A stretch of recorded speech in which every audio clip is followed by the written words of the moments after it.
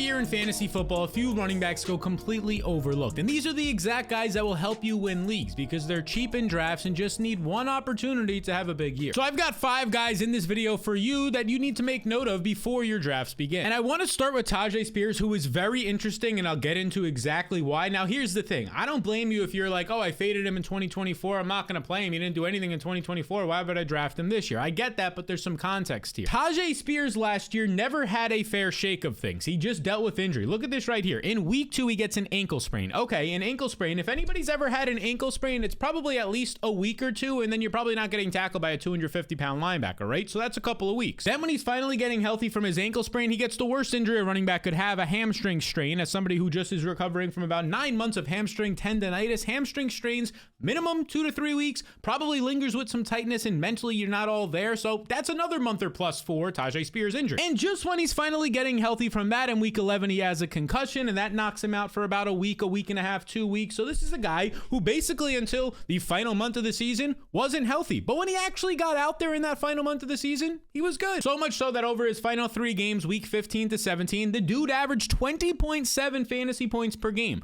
on just 4 catches and 11 rush attempts. So about 15 touches per game, he was averaging over 20 fantasy points per game. And that was behind a bad offensive line with a bad quarterback. And now those things have been somewhat and probably strongly upgraded. And let's not forget what Tyjae Spears did just a year prior in 2023 when he was a rookie. He forced a 50-50 split backfield with Derrick Henry. He averaged 5.5 yards per touch, 6th best in the NFL, and he had 52 catches on 70 targets, both top 10 in the league. Also, as a rookie, you have the 5.5 yards per touch. That's great. His juke rate, number 4 in the NFL in terms of forcing missed tackles, so that's strong. He also ranked top 5 in yards created per touch, so he was doing a lot on his own. This just shows that he is an efficient runner and elite pass catcher as well. He's a playmaker. And heading into 2025, as of right now, he's healthy. The offense should be better for plenty of reasons. I mean, you could start in free agency. They had Kevin Zeitler and Dan Moore. You can come over to what they did in the NFL draft. Of course, the number 1 overall pick, getting Cam Ward here. Hopefully, somebody out of these pass catchers, a 4th-round wide receiver, a couple 4th-round wide receivers, Gunnar Helm as well at the tight end position can help there. They added some offensive linemen in the draft. So the goal here is that through free agency with the offensive line, through the draft with the quarterback and some pass catchers, this offense can be better. And oh yeah, they also have some new people coming in on their staff. Offensive coordinator Nick Holtz wants to set up the run game through the passing attack. So that's something to keep an eye on and should only benefit the backfield. And when we're looking at the competition, it's the same competition. Like right now, it's Tony Pollard as last year. And Tony Pollard, sure, he was the main running back because Tyjae Spears was hurt last year. And Tony Pollard, there was a couple of weeks where he really went off.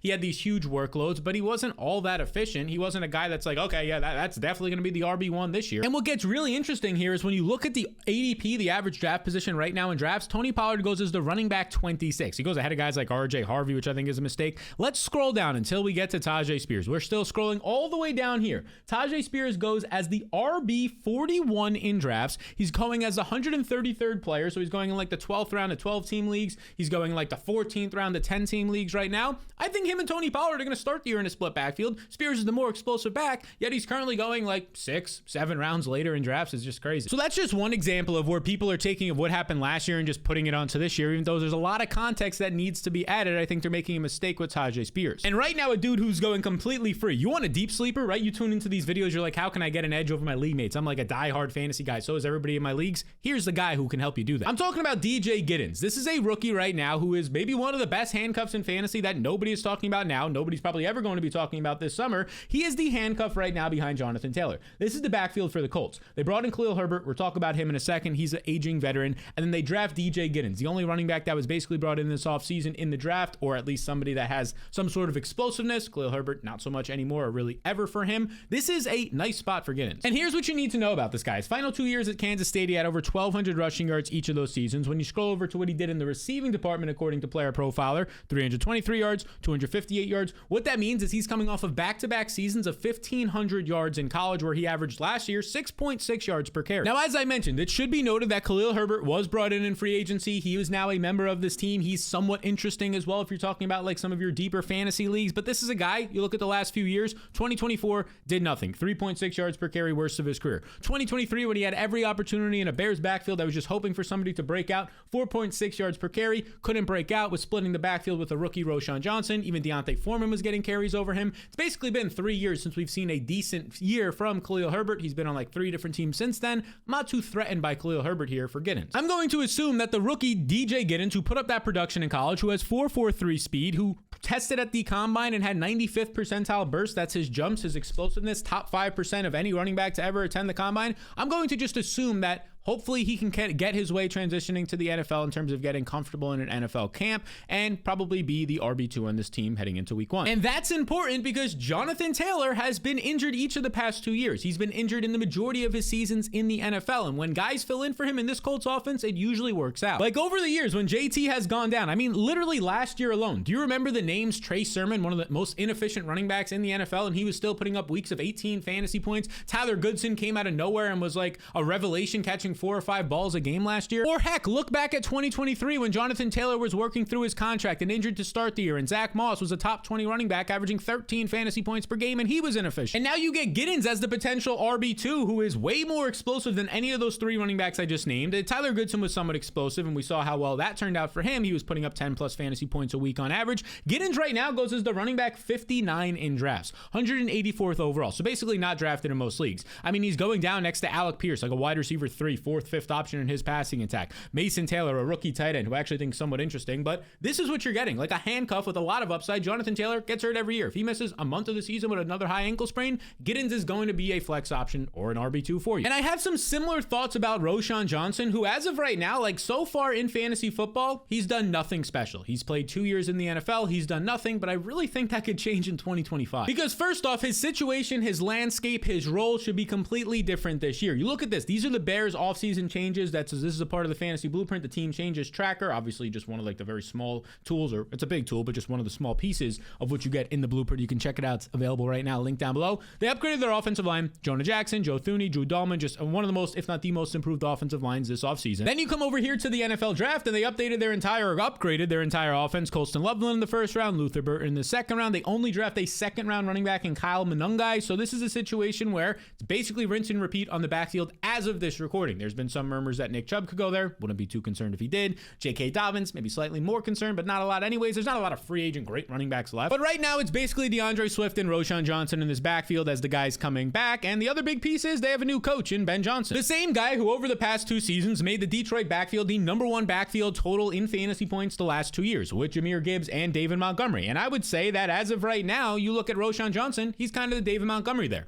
The bigger back, the red zone back, and Roschon Johnson himself is a great pass protector and pass catcher. But so far in his career, he's been buried through these 2 years on a Chicago depth chart. And I think a lot of that is just because of terrible coaching the last year and a half, or really 2 years in Chicago on offense, and just giving terrible players more opportunities or putting good players in worse situations. But the opposite should be true this year, because we've literally just seen it with Ben Johnson. Like, he just kind of has the formula here. The improved offensive line. He went out and got his guys. He now has a backfield where probably both guys are going to be used, but as of right now, Roschon Johnson's ADP does not reflect that at all. And we'll talk about that ADP in a second, but last year Johnson dealt with some injuries, and just honestly, he was just buried for some reason. They used him as like this only goal line or short yard thumper, even though he's much more than that. But as a rookie in a backfield where 3 guys were getting usage, he had 34 catches. As a rookie running back, 34 receptions on 40 targets when he was getting like 30% of the snaps. That's a great starting point for a guy who should only expand his role this year with Ben Johnson. And as I mentioned, the only running back this team added was Kyle Monangai as of this recording, and so it looks like it's going to be DeAndre Swift and Roschon. And we've already seen Ben Johnson take carries away from DeAndre Swift in the past.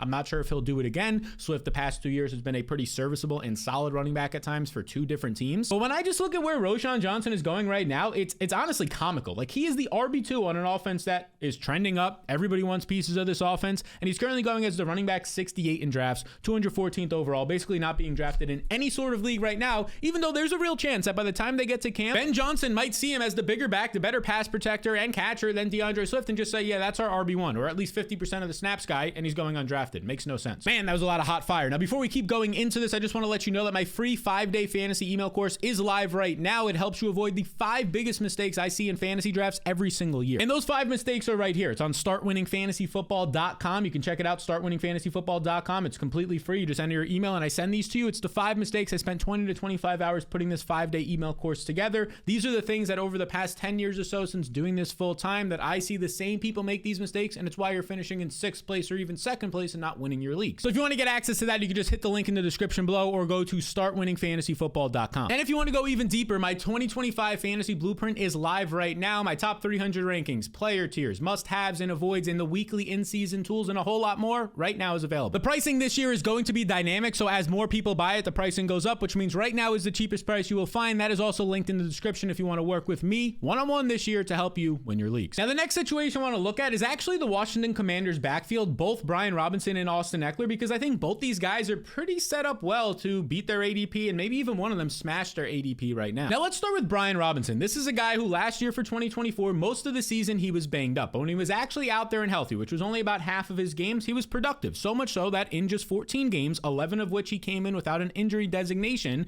he put up 799 yards. When you factor in his receiving production, he had almost 1,000 yards and 8 touchdowns. Again, this is a guy who was only really healthy for about 8 total games last year. And what I more so want to focus on is his first 4 games of the year before he suffered a knee and hamstring strain, which obviously just crippled him the rest of the year. Those first 4 games, 15.9 fantasy points per game, and between his receptions and rush attempts, 18.5 touches per game. He was a top 12 running back in fantasy last year when he was healthy, and that was when Jaden Daniels was still trying to figure out the offense, and heading into this year, the offense has actually improved. More on that in a second, but then after that, everything started to fall apart. You can see right here, he suffers his knee strain in week 4, and after that, he's gone for about a month or so. He's on the injury report. He immediately comes back, and as you usually see with these things, your body's just not back to normal. Gets a hamstring injury right after that in week 8. That hamstring injury basically lingers for the next month and a half, and then it's like everyone's like, oh, Brian Robinson stunk last year. No, he was literally a top 12 back, and then he got injured. And we could say similar things for Austin Ekeler. Like, both these guys were hurt at different times last year. Eckler's now 30, an aging running back. He's not that sexy to a lot of people. He only played in 11 full games last year, but when he was out there, he was explosive. He led the NFL, averaging 6.5 yards per touch amongst running backs. He led all running backs, averaging 10.5 yards per reception, and he was top 5 in fantasy points per opportunity. His production wasn't bad. He's just being forgotten because he missed some games and left some games early. But even when he returned for the playoffs last year, he was also productive. He was having games of 5 and 4 receptions and making big plays in big moments. And now heading into 2025, as I mentioned, this offense has improved. Like, you just look at the offensive line. They go out there, they trade for Laramie Tunsil. Obviously, they get Debo. That should help some things as well. But the big thing was the offensive line. It was bad last year.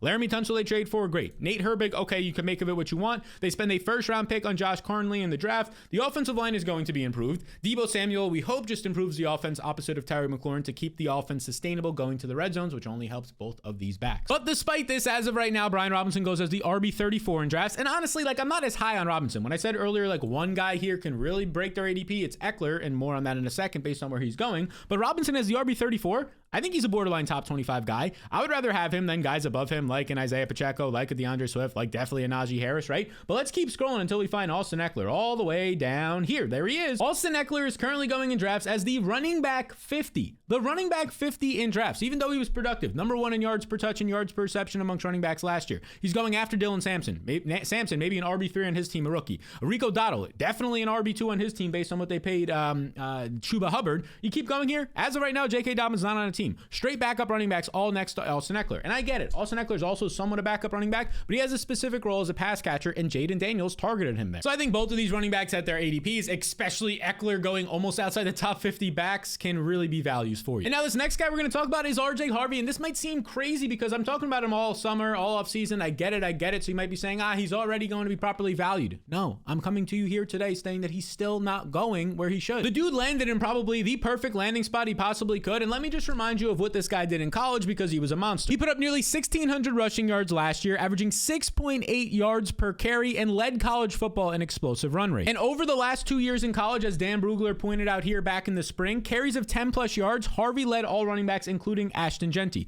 Carries of 20 plus yards, Harvey had the same amount as Ashton Genty, and rushing TDs, only Genty had more with 4 more. So this dude was extremely productive last year. Then he goes to the combine and he tests well, and now he lands with 2nd round draft capital in a wide open backfield. A backfield led by Sean Payton, which, let me show you here, a great tweet by Ian Hardage, Sean Payton's best running back in fantasy land by year as a head coach in the NFL. I mean, it goes all the way back to 2026 where he had Reggie Bush, right? Top 10, top 5, top 5. Then he has Pierre Thomas. Okay, he was a top 20 RB. After that, you keep scrolling here. His top draft picks, Mark Ingram is a top 12 pick. Number 2, number 10. Then he gets Kamara, another top draft pick. Spent day 2 capital on him. 4th, 8th, 1st, 5th, right? This is insane. Whenever he drafts a guy in the 1st, 2nd, or 3rd round of a fantasy draft, that guy, or an NFL draft, I should say. So we'll back up. Whenever Sean Payton is drafting a running back in the top 3 rounds of a draft, they have an average finish of an RB12 in fantasy. That's insane. And there's some concerns like, oh, RJ Harvey, he's a little bit smaller. Is he going to play on third downs? Are you crazy? What are you talking? Of course he is. But at least we got that clarification from Sean Payton, a great account here on Twitter, Coach Speak Index.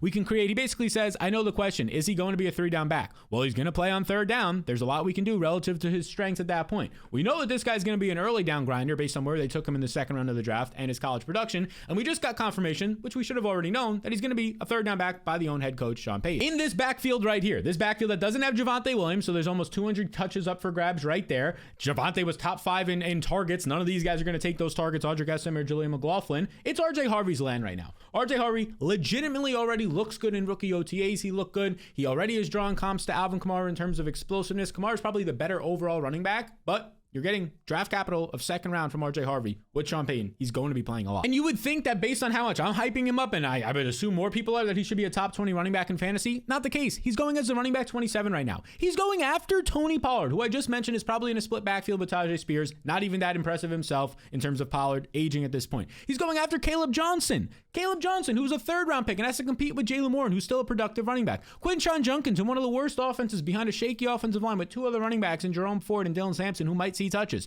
This is crazy. RJ Harvey should be a borderline top 20 running back and probably will be by August. You need to make note of that right now. He's a priority in all drafts. Now, these 5 running backs, we talked about 6 since there was 2 Commanders running backs. They're just not getting enough love, but they should. And the best part is they're all cheap. If you could just land like 1 or 2 of these guys in your draft, well, great. As long as one of them hit, it's all worth it. Now, if you want to uncover all of the values in your draft across all positions in every single round, the best and the worst picks, that's exactly what the fantasy blueprint that I mentioned earlier will do for you. You can check it out and work with me this year. I'll work one-on-one with you to help you win your league in the blueprint link down below. And if you want to see my top 30 running backs ranked in order from best to worst, so you know exactly how to attack the early to middle rounds of your drafts, well, that video released later this week right here. I think it's going to help you out a ton.